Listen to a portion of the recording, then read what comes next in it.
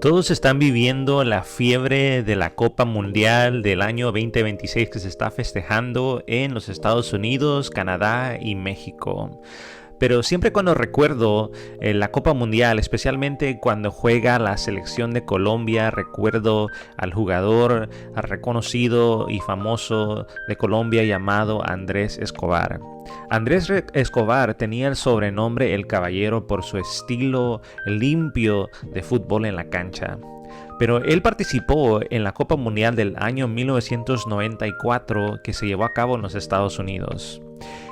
En ese entonces él jugaba en la posición como defensa de la selección de Colombia y era favorecida ese año para ganar el torneo de la Copa del Mundo.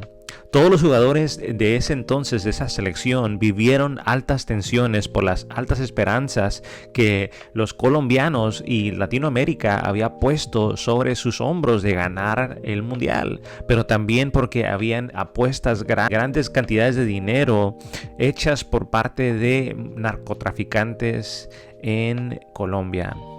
En un partido en la etapa de grupos, al minuto 35 del primer tiempo, Colombia entregó mala pelota. El jugador Harks de los Estados Unidos atacó por el lado izquierdo y tiró un centro hacia el cuadro de la portería, pero Escobar, intentando esquivar o cruzar el balón, terminó metiéndolo en su propia portería, causando un autogol.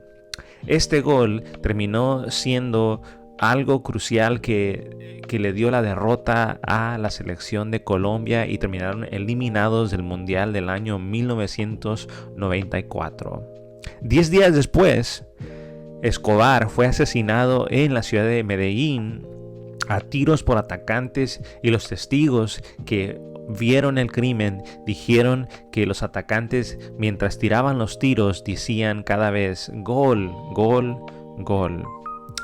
En una entrevista que le hicieron al técnico o al entrenador de la selección de Colombia llamado Francisco Maturana, cuando le preguntaron sobre la muerte de Andrés Escobar, él simplemente respondió diciendo que su muerte había sido un crimen social.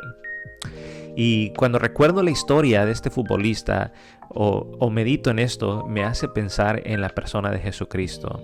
Jesús también sufrió un crimen social. Jesús sufrió por causa de los celos, la envidia, o también por tratar de cuidar una posición política o religiosa, o simplemente porque lo veían como una amenaza, y sufrió una cruel muerte de parte de sus atacantes. En Isaías capítulo 53, en el versículo 3 nos dice esto: despreciado y desechado entre los hombres, varón de dolores, experimentado en quebranto, y como que escondimos de él el rostro. Fue menospreciado y no lo estimamos. Ciertamente llevó él nuestras enfermedades y sufrió nuestros dolores, y nosotros le tuvimos por azotado, por herido de Dios y abatido. Mas él herido fue por nuestras rebeliones, molido por nuestros pecados. El castigo de nuestra paz fue sobre él, y por su llaga fuimos nosotros curados. Al leer esas palabras podemos ver cómo gráficamente el autor de este libro describe la muerte horrenda de Jesucristo, el Hijo de Dios que vino a este mundo para salvar a todo ser humano de sus pecados.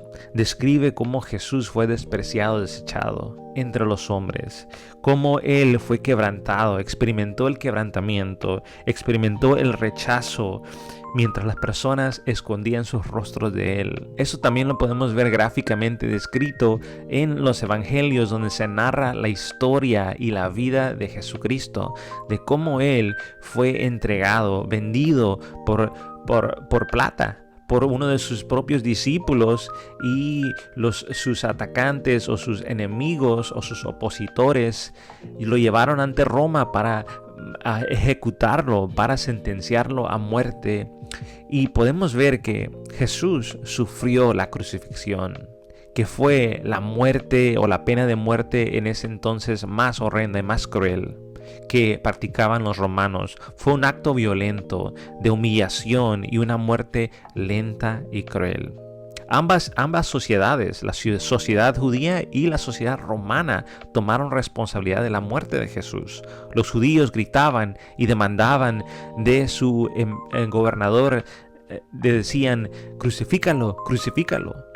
Mientras que los romanos ejecutaron ellos mismos físicamente la ejecución de Cristo y lo mataron.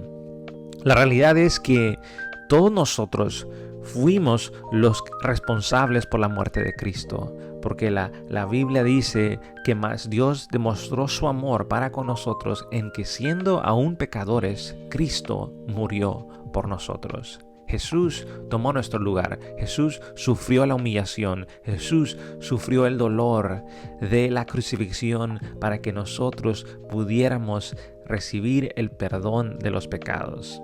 En la historia de Escobar no fue perdonado por un error que cometió. Pero en la historia de Dios, en la historia de la Biblia, la historia de Cristo, Cristo murió por nosotros para darnos el perdón de los pecados. Posiblemente tú te sientas que has cometido un pecado que no tiene perdón, o que las personas a tu alrededor no te pueden perdonar por lo que tú hiciste. Pues yo te digo en este día que Dios está dispuesto a perdonarte si tú reconoces tu pecado, si tú confiesas tus pecados y si tú pones tu confianza en Jesucristo, el Hijo de Dios, que vino a este mundo para salvarte a ti y a mí y ofrecerte la vida eterna, el regalo de la salvación. Mi querido amigo, no esperes más, ven a Cristo el día de hoy, recíbelo, acéptalo y pídele que sea tu Señor y Salvador el día de hoy. Que Dios te bendiga.